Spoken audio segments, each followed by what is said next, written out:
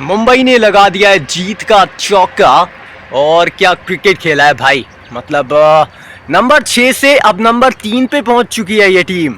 और क्या टाइटल अब वो लोडिंग होना शुरू हो गया है, क्योंकि अब जो 5 मुकाबले यहाँ से बचे हैं, अब उनमें से 3 ही तो जीतने हैं और 3 तो जीत ही लेगी मुंबई। लेकिन हैदराबाद टाटा बाय बाय, क्योंकि आपका सीज़न यहाँ पे हो चुका है समाप्त। और ज़रूर आप कहोगे टेक्निकली चांस है, लेकिन लगता नहीं कि ये टीम अब आगे जा पाएगी। तो बात करेंगे इस मुकाबले की, बात करेंगे आज के मुकाबले की भी, क्योंकि अगर एक तरफ है राजस्थान के रजवाड़े तो दूसरी तरफ है बेंगलुरु। अब आज भी एक्चुअली रिवेंज बैटल है। और क्या राजस्थान लेगी बेंगलुरु से बदला? राजस्थान के लिए डू और डाई वाला है ये मुकाबला। और आरसीबी क्या जीतेगी अपना पहला मुकाबला अपने घर पे at the Chinna Swami stadium? तो कर लेते हैं बात आज के मुकाबले की और शुरुआत करते हैं, फिर बात करते हैं। तो hello and welcome to the Rishabh cricket centre. और बात कर लेते हैं एक्चुअली कल के क्लैश की, क्योंकि मुंबई पल्टन ने लगातार चौथा मुकाबला एक्चुअली जीत लिया है और अब तो हैदराबाद को भी पटकनी दे दी है। और जिस तरीके से मतलब ये जीत का सिलसिला चला, दिल्ली को हराया, फिर इन्होंने वो सोचा कि चेन्नई को भी हरा देंगे, फिर हैदराबाद को भी अब हरा दिया। लेकिन ये टीम अब बिल्कुल आप कहोगे तो बेटर लग रही है अब, क्योंकि अगर आप इस टीम को देखते हो ना, तो अब इस टीम की एक एक्चुअली ख़ास बात यही है, क्योंकि पहले शुरुआत में बड़ा धीमा खेलते हैं, उसके बाद वो आखिर में आते आते आते ये वो रफ्तार एक्चुअली पकड़ लेते हैं। और रफ्तार पकड़ी है एक्चुअली मुंबई ने, नंबर 6 से नंबर 3 पे छलांग लगा ली है और टॉप 4 में अब ये टीम शुमार हो चुकी है। तो बात करते हैं ज़रा अब हैदराबाद की बैटिंग की भी मैं बात करूँगा। तो पहले बैटिंग आ जाती है और आप कहोगे तो 35 पे 5 पावर प्ले में, और जिसमें से एक ईशान किशन का वो डिसमिसल था, जिसके ऊपर अगर आप नज़र डालोगे तो बैट लगा नहीं, वो अपील की भी नहीं थी एक्चुअली दीपक चाहर ने, लेकिन वो वॉक कर गए थे एक्चुअली ईशान किशन। फिर उन्हें लगा यार अपील तो करी नहीं, मैं वापस चलता हूँ। फिर वापस आए तो फिर दीपक ने अपील करी, फिर अंपायर ने आउट दिया। तो दीपक चाहर एक्चुअली मतलब अपील तो नहीं कर रहे थे, लेकिन फिर करी उन्होंने, तो ईशान किशन फिर चले गए। लेकिन फिर बाद में पता चलता है कि यार कुछ संपर्क तो था ही नहीं, ना बैट का था ना पैड का था, वो गेंद तो निकल गई थी, एक्चुअली वो वाइड थी और वाइड का 1 रन मिलना चाहिए था। लेकिन ईशान किशन ये दूसरी बार ऐसे आउट हुए हैं, ज़रूर इस पारी में तो आउट थे नहीं, लेकिन अब तो आउट ही माना जाएगा ना, क्योंकि आउट हो चुके हैं। बड़ा कमाल का एक्चुअली मुझे ये डिसमिसल लगा, क्योंकि बल्लेबाज को एक्चुअली पता होता है अगर निक भी लगता है तो पता रहता है कि यार लगा है नहीं लगा। लेकिन ईशान किशन के साथ ये थोड़ा सा कॉम्प्लिकेटेड ये डिसमिसल हुआ है। तो 35 पे जब आप 5 हो जाते हो, हैदराबाद की अगर बात करें तो अपने घर पे आप क्या मतलब फिर 35 पे 5 से आप कहीं तक ही पहुंच जाओगे। तो वहाँ से हेनरी क्लासन ने भाई 71 बना दिए, अभिनव मनोहर ने एक उनका साथ दे दिया, जिसके चलते 143 बनाए कुल 8 विकेट के नुकसान पे सनराइजर्स हैदराबाद ने। अब रन तो काफ़ी थे नहीं, क्योंकि शुरुआत भी उतनी अच्छी नहीं हुई। अगर हम बात करें तो ना ट्रेविस हेड का बैट चला, ना अभिषेक शर्मा का बैट चला, नीतीश कुमार रेड्डी फॉर्म में नहीं है, तो उस तरीके का ये हाल है इस समय तो एक्चुअली अभी सनराइजर्स हैदराबाद का। 143 बनाए और 144 का जो टारगेट मिला मुंबई को, बड़े आराम से चेज़ कर दिया, मतलब मुश्किल भी नहीं हुई, मतलब बड़ी आसानी से चेज़ कर दिया।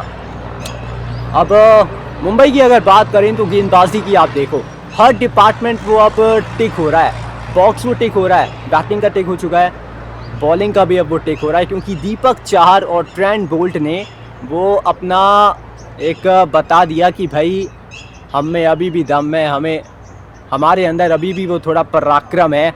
और बताया दीपक चाहर ने वो 4 ओवर पावर प्ले के अंदर ही डाल दिए और ट्रेंट बोल्ट 4 विकेट चटका देते हैं, दीपक चाहर को 2 मिलते हैं। जसप्रीत बुमराह तो एक्चुअली जसप्रीत बुमराह हैं, जब तक वो आते हैं तब तक तो मुकाबला ही ख़त्म हो चुका था। तो हैदराबाद की अगर मैं बात करूं, ये जो उनकी सोच है मतलब हर बॉल पे वो आना, बल्ला घुमाना, लगी तो लगी, नहीं तो चलो भाई, ये अच्छी सोच नहीं है, क्योंकि इसको कंटिन्यू भी करना आसान नहीं है ना। क्योंकि चलो आप एक मैच पिछला सीज़न हमने देखा इसी टेम्पलेट से खेले, फाइनल खेला लेकिन फाइनल में हारे, उससे पहले तो क्वालीफायर में भी वो लटके थे।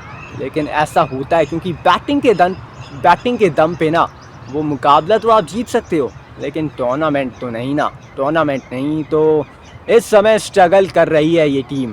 तो मुंबई की अगर बात करें तो रोहित शर्मा, मतलब यू ब्यूटी यार, क्या पारी खेली है एक बार फिर से।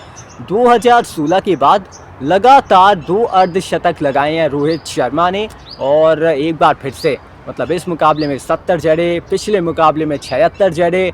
और ना केवल ये मुंबई के लिए खुशखबरी है, बल्कि एक खुशखबरी है हमारे इंडियन फैंस के लिए भी, क्योंकि अभी जो इंग्लैंड का दौरा शुरू होने वाला है ना, वो जून में, तो वहाँ पे रोहित शर्मा का ये फॉर्म काम आने वाला है। अब देखना होगा कि टीम का चयन किस तरीके से होता है, लेकिन काम तो ये है कि आप रन बनाते चले जाओ।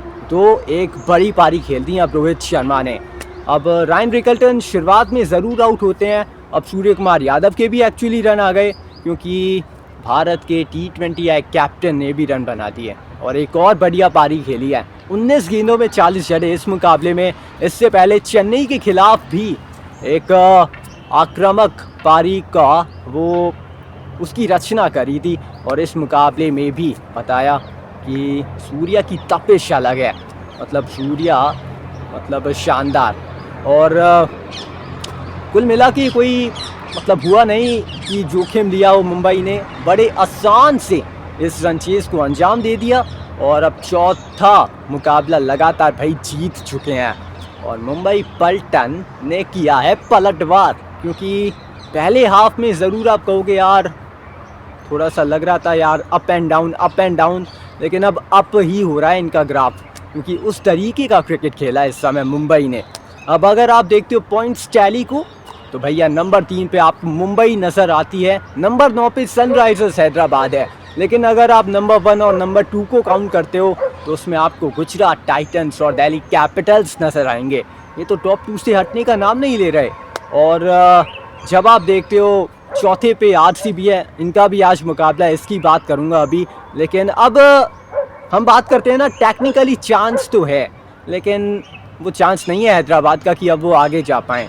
चेन्नई का भी सीज़न लगभग ख़त्म हो चुका है। राजस्थान रॉयल्स का मुझे लगता है फिर भी कि राहुल द्रविड़ हैं उस कैंप में, तो शायद ये टीम अब आगे लड़ाई लड़ेगी। तो इनका मुझे लगता है कि हो सकता है कि ये थोड़ा ग्रो करें। एक्चुअली KKR का भी अब ऐसा ही है कि उनके लिए भी अब सीज़न वो बचा है नहीं।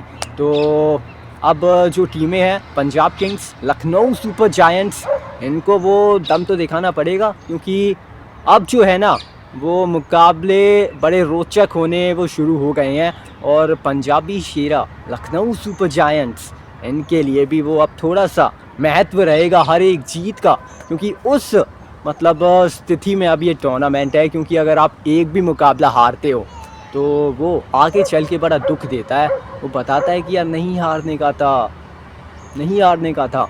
तो बड़ा रोचक हो चुका है टूर्नामेंट।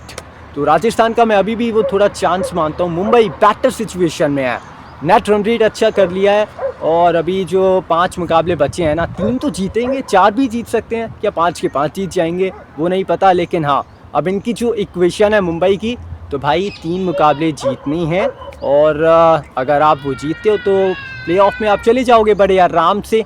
अब देखना होगा किस तरीके का प्रदर्शन अब आगे मुंबई करेगी। इस मुकाबले की बात करें तो मुंबई ने 7 विकेट से सनराइजर्स हैदराबाद को दे दी है पटकनी।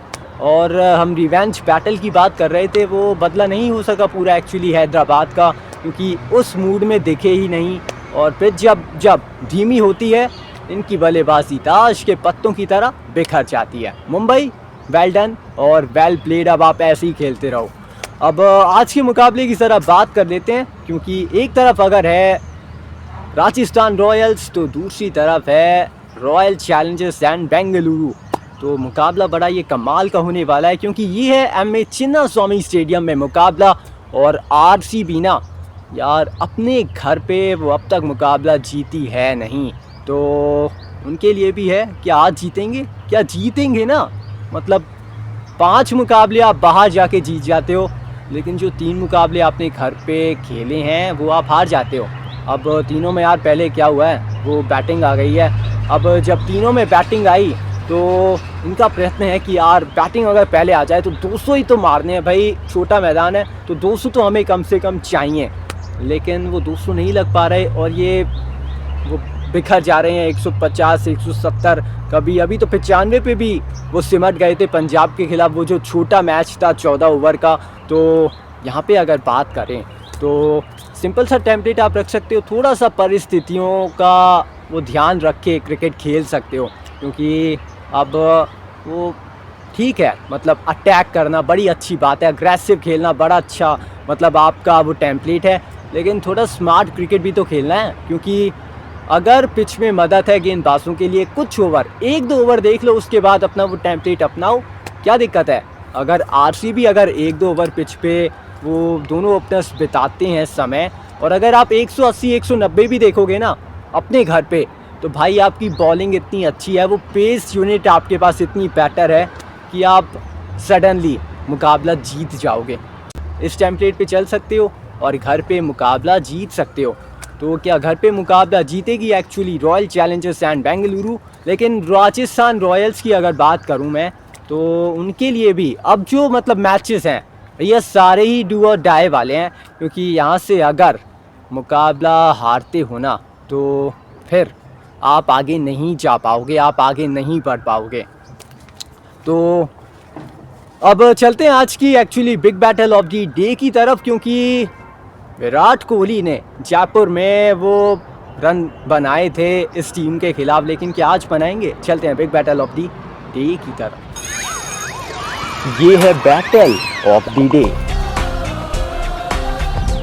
तो big battle of the day में आप सभी का एक बार फिर से स्वागत है, और ये वाली बैटल होने वाली है एक बार फिर से, क्योंकि विराट कोहली वर्सेस संदीप शर्मा। तो संदीप शर्मा ने एक्चुअली आउट किया है, कई बार आउट किया है और अपने जाल में फंसाया है, लेकिन विराट कोहली इन फॉर्म है, विराट कोहली उस अंदाज में खेल रहे हैं कि आप उनको रोकने का अगर प्रयत्न करोगे तो मुश्किल होगा आपके लिए उनको रोकना।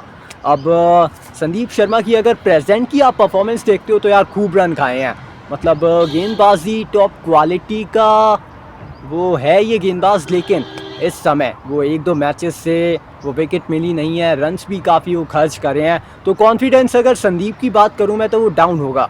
विराट कोहली यार किंग है, मतलब भारतीय क्रिकेट का लेजेंड है, मतलब क्रिकेट का ही एक्चुअली लेजेंड है, तो ये तो फिर भी बहुत ऊपर होंगे। तो इस बैटल में मुझे लगता है पलड़ा है भारी विराट कोहली का। तो एम.ए. चिन्नास्वामी स्टेडियम में इट्स विराट कोहली वर्सेस संदीप शर्मा की इस बैटल के लिए आप सभी भी हो जाइए तैयार।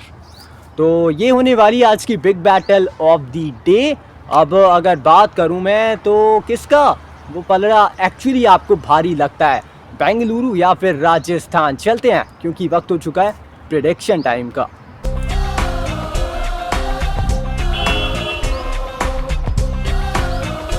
तो प्रेडिक्शन टाइम में प्रेडिक्ट मैं कर देता हूं कि कौन सी टीम ये मुकाबला जीतने वाली है। अब बेंगलुरु की अगर बात करें तो भाई गेंदबाजी सॉलिड है, बैटिंग रन मतलब बना रहे हैं फिल सॉल्ट विराट कोहली, लेकिन लियम लिविंगस्टन के ऊपर वो थोड़ा सा मुझे लगता है उन्हें वो स्मार्टनेस थोड़ी दिखानी होगी, थोड़ा दिमाग यूज़ करना पड़ेगा। लेकिन टिम डेविड ने जो काम किया है ना इस सीज़न आरसीबी के लिए, वो गजब काम किया है। तो आरसीबी अगर आप देखोगे तो गेंदबाजी भी अच्छी है, थोड़ा स्पिन डिपार्टमेंट आप कहोगे कि वो कमज़ोर कड़ी आपको लगती है, और ये है एक्चुअली कमज़ोर कड़ी, लेकिन जो पेस यूनिट है ना वो परफेक्ट है। उसमें हीजलवुड आपको देखते हैं, उसमें यश दयाल आपको देखते हैं, उसमें भुवनेश्वर कुमार का एक्सपीरियंस आपको दिखता है। तो अगर कंपेयर करें राजस्थान से तो भाई संजू सैमसन नहीं है, भाई संजू नहीं है तो आधी हो जाती है टीम, क्योंकि आप कहोगे ठीक है यार वैभव सूर्यवंशी एक लड़का 14 वर्षीय एक युवा खिलाड़ी ज़रूर है, लेकिन क्या रन बनाएंगे, मतलब झलक तो अच्छी दी थी, वो हमने देखा था पिछले मुकाबले में लेकिन क्या इस मुकाबले में भी उसी टेम्पलेट से खेल पाएंगे? यशस्वी जायसवाल रन बना रहे हैं, इनफॉर्म है, लेकिन यार गलत समय पे आउट हो जाते हैं और मुकाबला वो थोड़ा फंस जाता है वहाँ पे राजस्थान के लिए। और सिमरन हेटमायर, ध्रुव चुरेल, रियान पराग, यार ये मुकाबले को ना केवल फिनिश भी नहीं कर पा रहे हैं और अपनी टीम को वो भरोसा भी नहीं दे पा रहे हैं कि अगर हम पिच पे हैं तो आप टेंशन मत लीजिए, हम मुकाबला ख़त्म कर देंगे। ये वाला भरोसा मुझे नहीं लगता है राजस्थान के रजवाड़ों में। तो कुछ तो सही करना पड़ेगा ना, क्योंकि अब 8 में से आप मात्र 2 मुकाबले जीते हो यार। तो अब यहाँ से अगर जीत मिलती है तो उसको कंटिन्यू करना भी मुश्किल होने वाला है। तो इस मुकाबले में आप कहोगे यार आरसीबी अपने घर पे नहीं जीती है, लेकिन क्या आज जीतेगी मुझे नहीं पता।